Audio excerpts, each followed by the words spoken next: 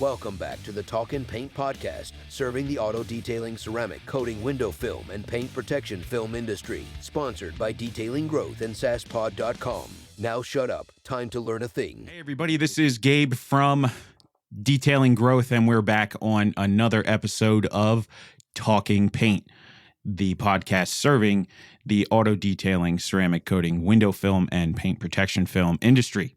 We are hanging out today with Erik Devash from TintWiz. Thank you for hanging out with me tonight. I appreciate it. So tell me a little bit about yourself and a little bit about TintWiz, and we can evolve the conversation from there. Sounds good. I'm looking forward to our conversation tonight, Gabe, so thanks for setting this up. Absolutely. I'm happy to have you. So my name's Erik Devash. I'm most known for TintWiz. It's a CRM business management software. And if we back up a little bit from there, I've been in the window film industry for, should be about 13 or so years at this point, and originally started out helping a gentleman named David with his business, started with a website, helping him with his website, then seeing the other sides of the business, going on consultations, on installations. And then I eventually made an exodus from Florida to Los Angeles. Shortly after, I realized how important it is to have friends. And I thought, what better way to get a friend from Florida to come out to LA than start a business that he's so passionate about, the industry. And that was the beginning of Window Tint LA. And then fast forward, that first year, we were using Google Calendar and email and Google spreadsheets, and just managing the business at the time was, I think, very forward thinking in a sense. I think that's how a lot of smaller shops start with, is they go Google Calendar, they go Square, they go Excel, something along those lines, and eventually they outgrow it. Right. Exactly. And by the end of our first year, I quickly realized we were going to need some sort of CRM. I looked what was available, and the couple options that were in our industry or being used by our industry were super complicated. And something that I knew was there's no shortage of complicated CRMs out there. Salesforce being probably the most well-known if you want to get complicated and expensive. But that didn't feel like it was going to be a good fit for our industry. Complicated wasn't going to work because I knew we're going to be growing. We're going to be adding installers, salespeople, admins, and they need to be able to learn the software quickly. It needs to be something that's enjoyable for them to use, something they're comfortable with, something that makes their job easier, not a system that frustrates them. So we embarked on the journey of building our own and basically solving our biggest problems first. The big first problem that we solved with the CRM was being able to schedule people quickly and efficiently when they called in. It started off as a flat glass business in LA, so it was mobile work. So being able to efficiently know where we're going to be and where we need to be so we could group our appointments together and get somebody off a phone call in just a couple minutes and give them a good experience was the beginning of what was known at the time as Tint CRM. We spent the next 3 years growing the CRM and growing our business alongside, obviously. And basically, a little over 4 years into the business, I just realized I'm a big Tim Ferriss fan. And Tim Ferriss would talk about just really focusing on the things you love in life, and Gary Vee as well. And I looked at what I was doing on a daily basis. I loved the CRM part more than the day-to-day of the window film part. And I said, if I could just do the CRM part full time, how much more impactful I think I could be with the software and how much more I would just personally enjoy it, because I just enjoyed solving those technological issues. That led me to selling Window Tint LA. At the time, it was flat glass and automotive as well. We sold the company, and that gave me the runway to rebuild or start fresh, which is now known as TintWiz, and a runway to be able to introduce it to the industry over the last now 4 years.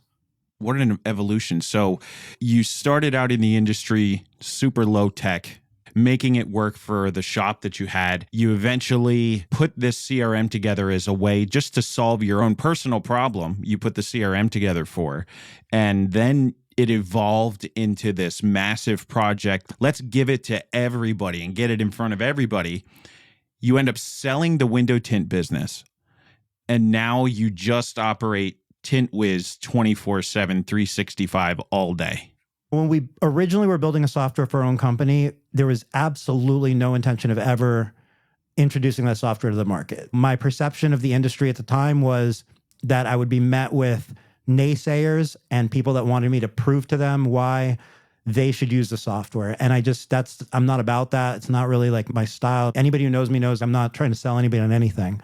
When I decided to give it a chance, I said, at the time, I just thought, I'm so confident in this software. I know how powerful this software is that I'm going to let the software speak for itself.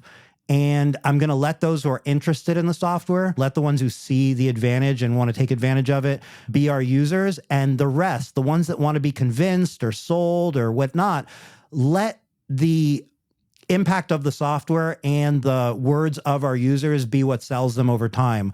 And not build out a sales team, not be on Zoom calls trying to sell and convince people all day. Because to me, that was going to be a losing battle. Regardless of if we made the sale or not, the loss was going to be in. That doesn't help the software get better. And I wanted our resources and energies to always be focused on our users and our software and making our software better for our users, and not building out call centers for customer service or sales teams for client acquisitions. And because one major flaw that I think is obvious in a lot of businesses, and we see it in like cell phone businesses especially, but I think software has it too. We see it in window film, frankly, I feel like, where companies will spend more of their effort and time to acquire a new customer than to take care of their existing customer. And that is a flawed way of going about it, unless you just want to be fighting for customers to go back and forth between you and whoever offers them the next shiniest thing. Yep. So we see that a lot in our industry as an agency. We call that agency jumping, where an agency will focus more on onboarding new clients just to get them in the door and give them some effort up front for them to fade and then have to move on to the next one, because that business model is not sustainable at all. It's just you end up in a rat race that you never ever get on the other side of. So that's refreshing to hear that you built TintWiz on purpose to avoid that particular downfall. And it sounds to me like you had experienced that somewhere else. Can you tell me where that was and why you originally thought that? Software development, while a lot of people's perception can be like, oh, you build it and then it just makes you money. That's not the reality. It's not a website. It's not like a WordPress website where you click update. Like, managing a software, and you definitely run the risk of breaking it. And being able to hack something together and say, look, use this software is different than maintaining a user base for 5 years, 10 years, consistently, every single day, every hour of that day, because people rely on the software, because this isn't a game. This is something that it's a tool that businesses are using and running their business on. So there is no, oops, we decided to mess with it today and the software is going to be down and so on. There's none of that. That cannot be the case. Even the adoption of TintWiz, right? Like, it took time, right? 2019, it was out there, and we had the people who were searching for a CRM come out, and then it's 20, and then there's COVID, and then there's that kind of helped in a way, because people, it was like in your face how you need to do things more efficiently, and whether it be because you couldn't do them in person or just because you might not have had the people power and needed to cut back. So being more efficient was important. And then you fast forward 22, 23, and then it's like, oh, obvious, everybody should use a software to run their business, so you're going to need to. Still not obvious to everybody, but obvious to more people than it was 4 years ago. Erik, I talk to so many people who don't have any CRM, or they took a free trial from TintWiz or from some other CRM and then spent an hour on it and then didn't do anything with it, and it expired, and they're just like, no, I'm just using Google Sheets. And I'm like, wait, you're doing $30,000 to $40,000 a month and you're using Google Sheets and Google Calendar? You must be driving yourself insane, and you must be leaving money on the table left and right. That's mind-blowing to me personally, and I don't understand it. I'm personally a big believer in software-based solutions like CRMs, and I know that my own shop wouldn't be where it was without one. You need one when you're operating at scale. So to see these guys who are just piecing it together out here and beating themselves up, they forget to get back to people, or they didn't get a chance to quote somebody, or they're drowning in the amount of people they need to talk to, and they're not monetizing their existing pipeline. It's just, it goes on in every single form across all of what I call the big three: coatings, tint, and PPF, and across all of the big three sectors. It happens in every single one of them. I see so many businesses that have a really great team and they have a great customer service program. They have a great vision. They have amazing work ethic. Clients love them and they're doing $40,000 a month and they're talking to me, telling me they don't have enough time in the day. And then they're telling me they're using Google Calendar. No, duh, you don't have any time in the day. You're utilizing systems that were designed to manage Fortune 500 schedules, not tint jobs that are in and out of your shop, which kind of leads us into today's topic. And you and I touched on this briefly, and that's that our sector loves to work hard, and they love to work harder, not smarter. They love to grind themselves to death. For the life of me, can't figure out why. Maybe you can shed some light on that. I'm at a loss because I've been talking to business owners at every level. I have clients that are $20 million a year, multi-state operations, and I have clients who are doing like $6,000 out of a rented garage space. And for the life of me, it happens at every single level. I don't understand it, and I need somebody to help me understand why this is. Let's start off with a positive, which is it's happening less and less. I think the internet has opened people's eyes to more efficient installation techniques, but also more efficient business processes and the importance of having processes and how to run the business. Now, why I think it happens, I think the critical part of the business is the installation in a way, right? Like the installation has to happen or else you're not going to get very far, right? So you might be able to get by without marketing, you just word of mouth, and you might be able to get by without a website, and you're not going to get by without installation. So I think installation becomes the first focus, and then once the ball is rolling, I think people see the installation as the business, and it's hard to maybe take a step back, especially when they're working all day, every day, to reevaluate the other parts of the business, to set new habits, to learn a little bit of a different workflow, to even maybe have the time to learn why they should do that to begin with. I think that the installation definitely props up the business. That's the core, right? That's its primary function is the installation.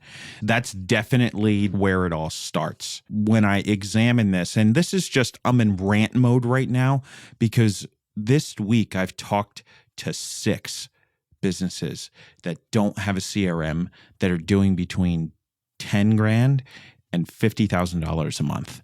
And I'm frustrated because it's such a recurring theme. And it's one that I beat my head against the wall and attempting to show the real value of having systems like this. And I'm trying to put my words together here. I think that I'm most frustrated that these guys don't understand what their time is worth.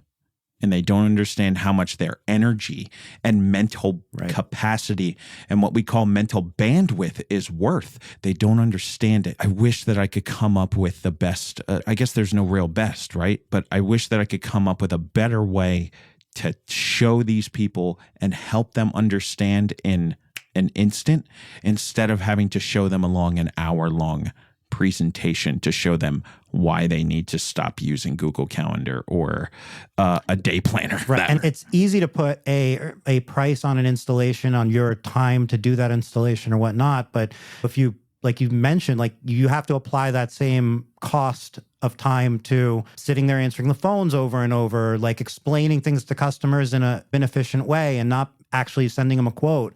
Or if you are sending them a quote, how much time does it take you to copy and paste it and write it every single time? And all the different inefficiencies of a day-to-day all have a value associated with it. And then the other thing is, you mentioned like when people are working themselves to death, when you're lucky enough to be very busy and have a successful, not lucky, but you've put in the work and built a very successful business, then it can be also challenging to a business that maybe just revolved around yourself. You were the only one. It can also, I think, be a challenge for business owners to then chisel out how they can justify paying someone to do a role like answering the phones when that person's not going to do it as well as I am. And that who's going to have to pay? That means I'm going to make less money. And when am I going to train that person? I might just get frustrated with them because I'm too busy installing. I don't have time to train them. So it becomes maybe you try it, doesn't work out. And then it becomes your story as to why you don't hire anybody. So for those that are listening that don't know, Erik and I are active in the various social communities that are surrounding our industry. And we see it all the time. People talk about, I'll never hire.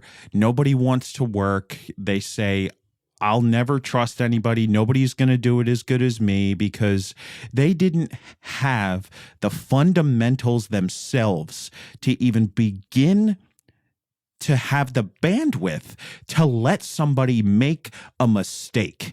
And that's the biggest problem, is that everybody's so focused on the dollar and immediate now that we can't see the big picture down the road. And the big picture down the road is not having to spend 60 hours a week in your shop and having a life outside of it. And these guys, they don't have enough foresight to be able to let somebody make a mistake and learn without ripping that person to shreds. And I know that's a problem because I've done it. I've been there.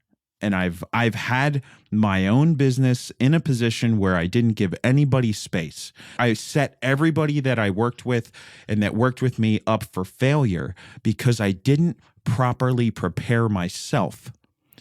And I didn't set my own expectations or even have a clue of what my expectations of a person should be at any level when I started handing off tasks to them. Nobody looks far enough ahead to be able to understand that they have to let people make a mistake, and they have to be willing to make a little bit less money in the immediate, because long term, long as you're patient, there's a much bigger pile of money on the other end. And at the end of the day, money doesn't buy you happiness, but money provides you the opportunity to create happiness either for yourself or for somebody else. Just to be clear, I don't think everybody's goal has to be growth, right? Not everybody has to say, I want a big company or I want a lot of staff and so on. And I know of some shops that are very happy being a one-person shop, and it's more like it's a perfect lifestyle business. But if you do want to grow, if you do want to have something that was one of the drivers for me was, and I would always say it within our office, was like, it was always important that if I got hit by a bus tomorrow, nobody would necessarily notice because the business would just keep running, right? So I can't be the hub of the business. The business, truly, the hub should be a CRM software. That should be where everything goes. That should be where people are learning what their job is, or that's where they're scheduling, or that's where they're learning about a task or putting in notes or whatnot. And part of that was the concept of, what if I was to get sick? What if I was to get hurt?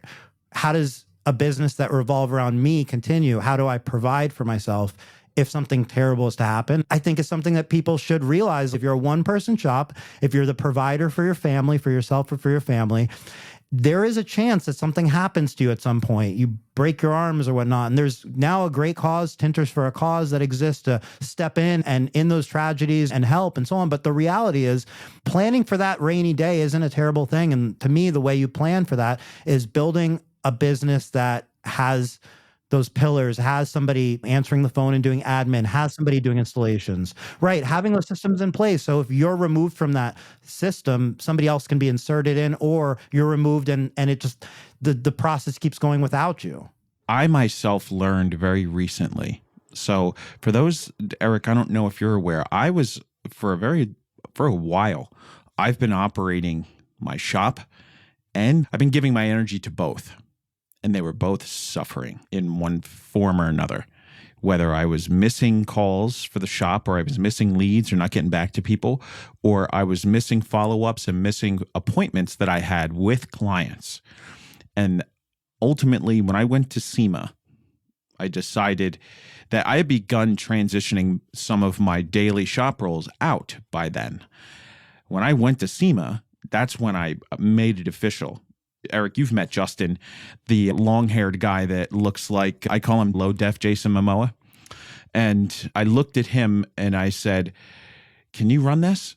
He's like, dude, I've been asking you to run this for 6 months. He's like, I could do this with my eyes closed.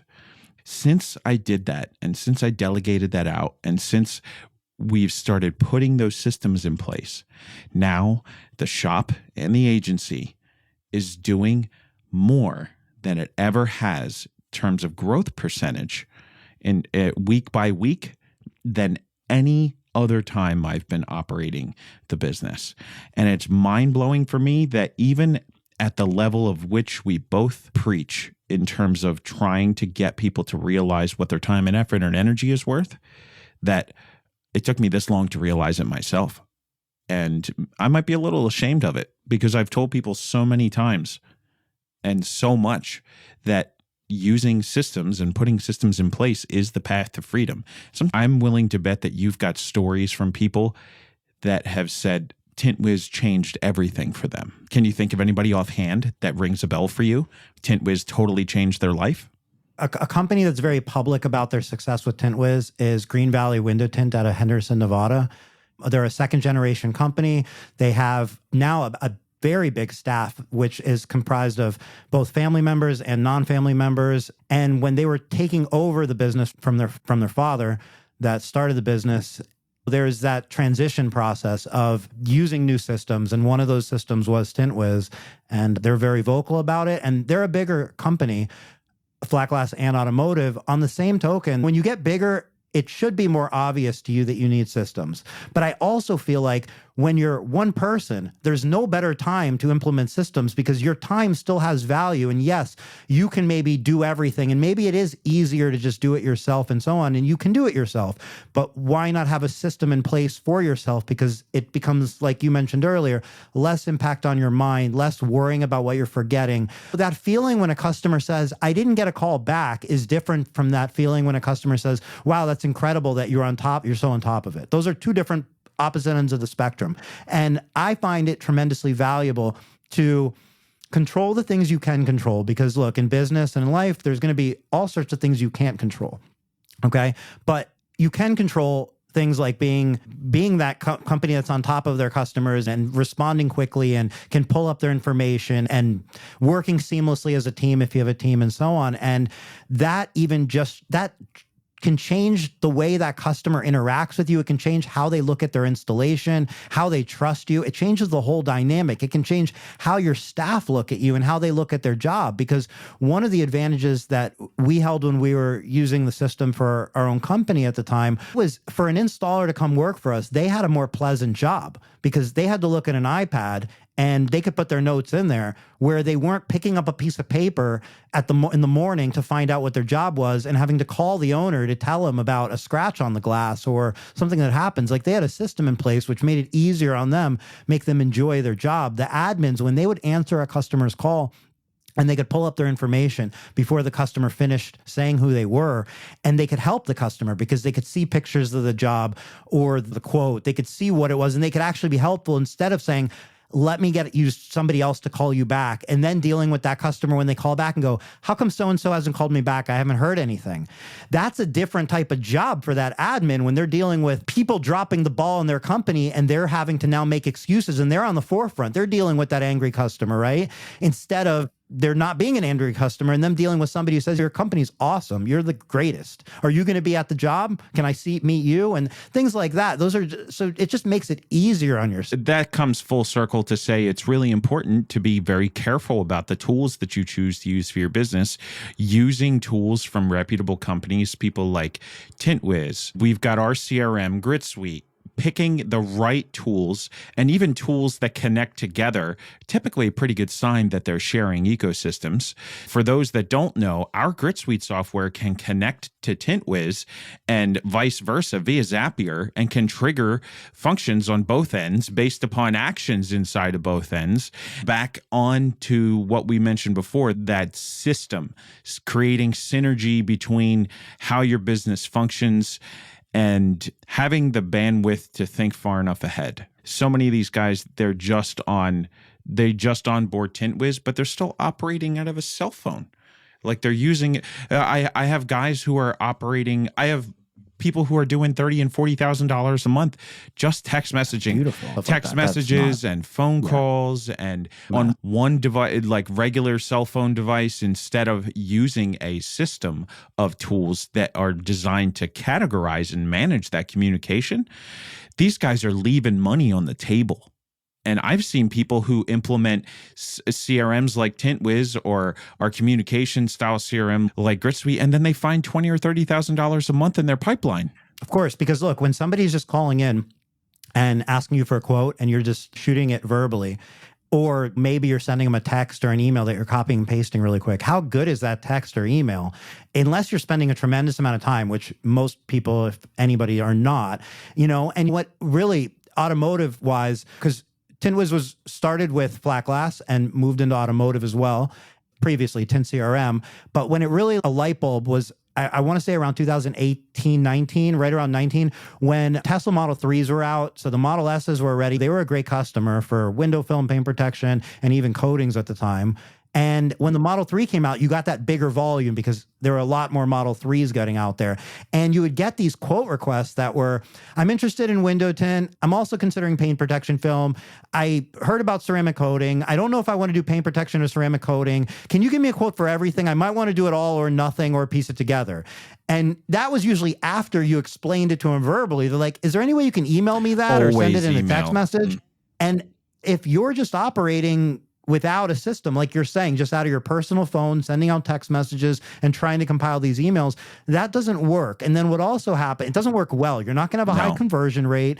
And what happens is when it starts to get slow too, beyond the fact that you're not going to have a high conversion rate, which just means you're wasting your time because you're talking to somebody and interacting and you didn't make the sale. So you're just wasting time. But what happens is when it gets slower, you really have nowhere to look because your conversion rate sucks. So that, and during winter months or economic downturns, you're getting less inbound opportunities. If your conversion rate sucks and you're getting less inbound opportunities and you don't have record of anybody you've been quoting to be able to follow up with, your only option at that point is to go on Facebook and complain. That's my favorite. That's my favorite. These guys, they don't have any systems in place. And then they say, is anybody else slow like me? I'm like, okay, how many customers do you have? And they're like, I don't know. And I'm like, what do you mean you don't know? Do you have a CRM that tells you those things? And they're like, no, we don't have a CRM. And the pin drops and my eyes roll across the floor. And it's just, it blows my mind, the level of and this might be a little bit mean here. Somebody might at me for this and end up in my DMs if I say something along the lines of, it's just the level of incompetence. But it's a scale. Hold on, before you get yourself in boiling water. You're right. Scale of incompetent to extremely competent. And I just feel, going back to where we started this, one of the things that I like to do is focus on the competent and go, how can I help these competent people be more competent? How can I provide them tools or advice or whatever? Because the ones that aren't competent, by the fact that they just aren't aware, or maybe they're resisting change or whatnot, why put the energy over in that hole? Let them figure it out on their own. They're going to see it, or they're going to have to make the change, right? Because when things get tough, there's no better time to figure things out, right? Like when you're sick, you figure out how to run the business without you there. When COVID happens, you figure out how to make things more efficient. But day to day, sometimes you need a wake-up opportunity. I think we might be headed for one. I don't want to be Mr. Doom and Gloom. And I know we have a very booming industry we're luckily a part of, but that's still even in its infancy in a way. But I do think we're going to see economic times that are different than what we were looking at maybe 2 years ago, 2 years from now, or now is not the same as 2 or 3 years from now. The companies that realize it and get their shit together will survive, and plenty of other ones won't survive. And that's nothing new. That's something in all industries. I think there's probably a lot of people that can tell a similar story about 2008 and 2009 and can tell a story of having a big crew and then going to no crew and maybe even going to work for somebody and then maybe opening another business. You can spend a decade building a business and you can spend 3 months losing it potentially in the wrong environment. And then sometimes that's all it takes, is just making the wrong choice and just not putting your energy into the right place. Look, we're running out of time today to continue yapping about how the industry needs to catch up in certain places and could learn a thing or two in others. Erik, first, I just want to say thank you for spending time with me today on the Talking Paint podcast.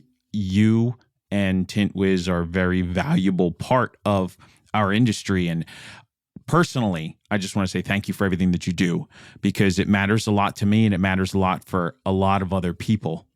Before we close out today, I wanted to ask you, just like I ask everyone else that I talk with, if you had to give one piece of advice to somebody who was looking to take the next step in their business or was looking to make a big choice that's coming up that hopefully moves them in the right direction. If you had to give them one piece of advice that works in our sector, what would that piece of advice be? Try to envision what you want your business to look like. Keep in mind what your lifestyle is going to look like with that business. If you can envision what you want your business to become, then you can start taking the steps and making the action to get there. Not everybody wants a business with 30 employees. Sometimes it could be 3, sometimes it could be 5, or it could just be you. You may want multiple locations. You may want to be able to move. If you figure out what you value, if you value freedom, that looks different than a business that you don't value freedom and you say, I want to go all in and be there every day. If you can know what you want to obtain, that's, I believe, a very important first step of being able to obtain it, is just really having a vision of what you want your business to become and knowing that there's no right or wrong. And what you see somebody else doing is not necessarily a fit for you. So it's important to look at what you want out of your business, out of your life, because all of that's going to affect your day-to-day. It's going to affect your relationships and your lifestyle and everything. So it's just really important to know what you're after, and don't just chase the shiniest thing that is in front of you now. I think that's really sound advice, and it would be something that I know that if I had heard something like that back when I was really putting time and effort into growing, I probably would have made changes along my trajectory. Thank you again for being here. Those of you who are interested in TintWiz, you can head over to tintwiz.com. That's TINTWIZ.com, and get your hands on a free 30-day free trial for your business. Try TintWiz out, see if it's a good fit for you. Maybe set up a demo call or an onboarding call. Somebody can talk to you about the features and show you how it works and how it can help your business. I'm sure that, Erik, you get messages all the time. Can they find you anywhere specific? Should they reach out to you on Facebook? Should they email you guys via the website? What's the best way to get a hold of you and TintWiz? We do 100% of our support through live chat. So you can go to tintwiz.com, go to support, click live chat, and we can help you in any way. And in that support area, you also find a help center, link to our YouTube channel, which is full of videos, as well as a whole training section for every different role that you can imagine within your business. So just go to website, tintwiz.com, or within the app, go to support, live chat, and we can help you in any way you need. And Gabe, thank you so much for the opportunity and all that you do. Thank you very much. I appreciate the kind words, and absolutely, I loved having you on, and hopefully we get to catch up again here soon and we get to have you come back. Talking Paint is sponsored by SaaSpod. That's saspod.com. SaaSpod is our dedicated podcast distribution platform. SaaSpod connects to every single major platform out there at a very affordable price, and they carry on board post-production podcast services. They offer pre-recording setup. They'll help you get your microphone and audio dialed in at home. That's saspod.com. Those of you who are still here listening with us, you can find more information about the podcast. If you're interested in being on the show, you can visit talkingpaint.com. That's TALKIN paint.com. You can also find information about Detailing Growth, our agency, online at detailinggrowth.com. You can find us on TikTok, Instagram, YouTube,